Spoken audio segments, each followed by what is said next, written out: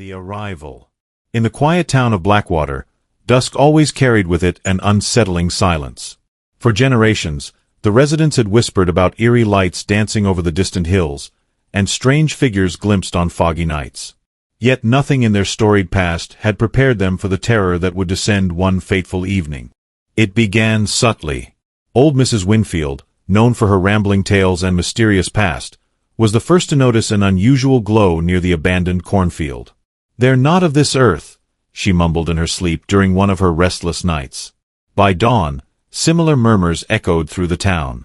A shimmering, unnatural radiance had appeared in the sky, its hue shifting from deep violet to a sinister red. The townsfolk, though superstitious, were skeptical, until the sky itself began to whisper secrets in the language of dread. On the night of the new moon, when darkness reigned supreme, an uncanny silence fell over Blackwater.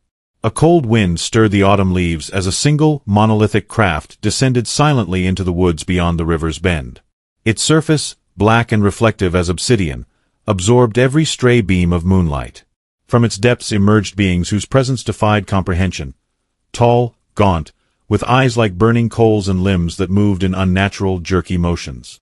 They were the harbingers of an alien agenda, a purpose unknown yet horrifyingly clear. People began to vanish. First, it was a local hunter who failed to return from the forest. Then a group of teenagers, daring each other to approach the woods after dark. Rumors spread of strange symbols etched on the trees and pools of crimson appearing where no one had bled. In hushed tones, elders recounted ancient legends of otherworldly visitors demanding tribute through sacrifice. And so, under the oppressive weight of dread, Blackwater's residents waited, hearts pounding, for what might come next. In the cramped living room of the town's lone inn, a group of friends huddled together, trying to piece together the nightmare unfolding around them. Among them was Jacob, a skeptical journalist determined to uncover the truth, and Elise, whose ancestral past tied her inexplicably to the legends of cosmic sacrifice. Their voices trembled as they discussed their options. "We can't hide forever," Jacob insisted, his eyes burning with a mix of fear and defiance. "If these creatures come for a reason, then we must understand their message." Elise, clutching an old amulet passed down through generations, simply whispered, "Our fate was sealed long ago, written in the stars." As midnight approached, the alien presence grew bolder. From the craft, beings began to disembark, their movements measured and eerie. They moved silently along the main street of Blackwater, their elongated fingers tracing patterns on the walls of shuttered houses. A sickening realization spread among the residents. This was not a peaceful visitation but an abduction, a grim ritual of sacrifice. The first victim was chosen without ceremony. In the central square, a man was levitated upward by invisible forces, his screams muffled by a pulse of sound that seemed to emanate from the very air. In moments, his body convulsed, stained with inexplicable wounds, and then was swallowed by the darkness. The town's defenses crumbled under the weight of terror. Neighbors barricaded their doors and shuttered their windows, praying that the night would pass. Yet in every shadow lurked the possibility of a new horror. Jacob, driven by his desire for the truth, began investigating the cryptic runes that the aliens had left behind. Deep in the dusty archives of the town library, he uncovered a manuscript describing a cycle of cosmic sacrifice, a dark pact sealed by an ancient cult when the skies burned red. The text warned that every few centuries, emissaries from beyond would come to test humanity's worth by demanding the blood of its inhabitants. Their reward? The promise of forbidden knowledge and the unveiling of a cosmic destiny. By the time Jacob emerged from the library, he realized that his findings were too dangerous to share openly. The aliens were not merely visitors, they were arbiters of destiny, and their methods were as precise as they were brutal. Elise, whose family had long guarded the secret of the amulet, revealed that the talisman was the key to breaking the cycle. It was said to contain the wisdom of ages and the power to invoke a protective force against the invaders. But this came at a cost. Only by offering a true sacrifice, one of pure heart and spirit, could the amulet unleash its power to banish the alien menace. The night grew darker, and as a blood-red eclipse crept across the heavens, the aliens gathered in the town square for their final act of terror. Their unearthly chant resonated through the empty streets, a macabre symphony that foretold more than mere death. The townsfolk, trembling in silence, watched in horror as the first rays of the eclipse transformed the sky into a canvas of dread. The stage was set for an unimaginable climax, a showdown between ancient cosmic forces and the indomitable spirit of humanity. In that agonizing moment, Jacob and Elise vowed to fight back, even if it meant sacrificing everything. They gathered a small band of brave souls determined to unravel the aliens' dark mystery. With the amulet clutched tightly in Elise's hand and Jacob's notebook filled with cryptic clues, they stepped into the heart of darkness, uncertain if they would emerge alive or forever join the list of the missing. The following days were a blur of terror and bloodshed. Blackwater had transformed overnight into a battleground between the unknown and desperate human hope. The alien visitors, now emboldened by their earlier triumph, intensified their grim harvest. In the abandoned town square, beneath a sky perpetually shrouded in an ominous eclipse, sacrifices were made with a cold precision that defied mortal comprehension. Jacob, Elise, and their makeshift band of survivors took refuge in a dilapidated farmhouse on the outskirts of town. Every creak of the wooden floorboards and every distant cry from the ruined streets reminded them that the enemy was always near. While the others hid in constant terror, Jacob dedicated himself to decoding the runes that had been etched on every surface touched by the invaders. Hours blurred into nights as he pieced together fragments of an ancient cosmic language. "These symbols," he would murmur, "speak of a bargain struck in blood, one that binds our fate to that of the stars." Elise spent her days in quiet meditation, the amulet glowing faintly as if resonating with the pulse of the universe. She recalled the legends passed down through her family, stories of a sacrifice that would tip the balance between light and darkness. As the alien abductions multiplied and more lives were claimed, the townsfolk's terror grew into a raw, palpable despair. In hushed prayers and desperate rituals, they pleaded for deliverance from the creatures that had invaded their home. Then came the night of the great sacrifice. The aliens had chosen a remote clearing in the woods as the site for their ritual, and the entire town seemed to hold its breath as the sky turned a deeper shade of crimson. Under the eerie light of the blood eclipse, the invaders arranged their captives in a circle, their limbs bound by an unseen force. The air was thick with the metallic scent of blood and the palpable tension of impending doom. Jacob and Elise knew that this was the moment foretold by ancient prophecies, a moment when the veil between worlds would thin, allowing the amulet's power to manifest. With a fierce determination born of desperation, they made their way to the clearing. Their hearts pounded in unison as they slipped past patrols of silent, shadowy figures and navigated through a labyrinth of terror-stricken townspeople. Every step was a battle against fear, every breath a prayer for survival. In the center of the circle, a young woman named Mara, known for her compassion and purity, was chosen as the sacrificial offering. Her eyes, wide with both terror and an unspoken acceptance, reflected the crimson horror of the eclipse.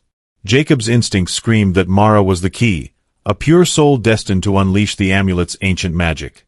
But as he reached out to comfort her, a chilling sound halted him. From the dark edges of the clearing, the alien leader emerged, a towering figure whose eyes glowed with an otherworldly malevolence.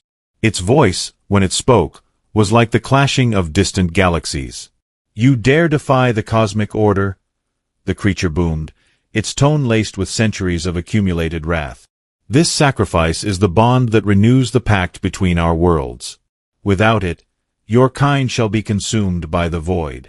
Elise stepped forward, holding the amulet aloft. "No," she declared, her voice trembling but resolute. "Your pact was forged in cruelty and blood. Tonight, we choose our own fate." In that fraught moment, she activated the amulet. A surge of ancient power pulsed outward, illuminating the clearing with a blinding light that rendered the alien forms grotesque and distorted. The ensuing chaos was a maelstrom of shrieks and clashing forces. The aliens recoiled from the unexpected power, their carefully orchestrated ritual unraveling in a cascade of disarray. Amid the confusion, Jacob seized the opportunity to free Mara and the other captives. As he led them away from the circle, he couldn't shake the image of the alien leader's enraged gaze, a promise that this was only the beginning of a far greater conflict. Yet, the sacrifice demanded its price. The amulet's power was not free, it exacted a toll from its bearer. As Elise channeled the cosmic force, her body convulsed, and blood seeped from hidden wounds. With each pulse of energy, the fabric of reality trembled, and the alien's grip on the town weakened. But in that weakening, a terrible realization dawned. the amulet required a true sacrifice, a life willingly given in the name of redemption. It was not enough to save a few. Someone had to offer themselves so that the ancient power could purge the darkness entirely. The survivors gathered around Elise, who lay weak yet resolute in the center of the clearing. "You must choose," she whispered, her voice barely audible over the tumult. "Only one pure soul can complete the ritual and free us from this curse." In that heart-wrenching moment, Mara, the chosen sacrificial victim, stepped forward. "I have seen too much suffering," she said softly. "If my life can save the rest, then let it be so." With tears in her eyes and a determined calm, she placed her hand upon the amulet. A shock of pure, incandescent light erupted around her, consuming her in a blaze of cosmic fire. The sacrifice was complete. In that singular moment, the alien leader's hold on Blackwater faltered. The sky, once blood-red, began to clear as the ancient energies of the amulet clashed with the dark forces of the invaders. One by one, the aliens retreated into the night, their shrieks echoing through the trees as they vanished back into the void from which they had come. Jacob, Elise, and the remaining townspeople stood in stunned silence. The clearing was scarred, the ground soaked in sacrifice and illuminated by the fading afterglow of the amulet's magic. In the aftermath, as dawn broke over a battered but resilient Blackwater, the survivors began to understand the terrible price that freedom demanded. The memory of Mara's selfless act would forever haunt their hearts, a reminder that sometimes the only path to salvation is paved with the ultimate sacrifice. In the weeks that followed the night of the Great Sacrifice, Blackwater struggled to rebuild not only its shattered homes but also its fractured sense of identity. The alien menace had receded, but its lingering influence was etched into every scar and every whispered memory. Jacob documented every detail of the harrowing events, determined to ensure that the story of Mara's sacrifice and the price of defiance would never be forgotten. His writings, raw and unfiltered, carried an urgency that transcended the boundaries of fear. Elise, forever changed by the encounter, became the reluctant keeper of the amulet's secrets. She wandered the outskirts of town at dusk, her eyes reflecting both sorrow and a newfound wisdom. The amulet, now dormant, served as a constant reminder that the cosmic forces that had invaded their world were as ancient as time itself. Yet, in its quiet stillness lay the promise of redemption, a promise that could only be fulfilled through humility, courage, and the willingness to sacrifice for the greater good. As the community healed, debates emerged among the survivors. Some argued that the alien visitation was a test, a harsh lesson in the dangers of hubris and the inevitability of fate. Others believed that the cycle of sacrifice was an eternal curse, one that would inevitably return unless humanity learned to honor the delicate balance between ambition and humility. In the midst of these discussions, Jacob's words resonated. Our battle was not against monstrous beings from beyond, but against the darkness within ourselves. The true horror lies not in the invaders, but in our failure to heed the lessons of the past. In a small memorial erected at the edge of town, Mara's name was inscribed in trembling script. The plaque read, "In honor of the one who sacrificed her life so that others might live." Each year on the anniversary of that fateful night, the people of Blackwater gathered to remember not only their losses but also the hope that had emerged from the blood and terror. They recounted the tale of the eclipse and the sacrifice that had driven the alien invaders away, a tale that served as both a warning and a beacon of courage for future generations. Over time, the legacy of that night began to evolve into a moral that transcended the boundaries of Blackwater. Parents taught their children that while the unknown might be frightening, true strength was found in unity, selflessness, and the willingness to confront darkness head-on. The alien encounter, with all its horror and sorrow, became a parable, a stark reminder that every action carries consequences and that sometimes the price of progress is paid in sacrifice.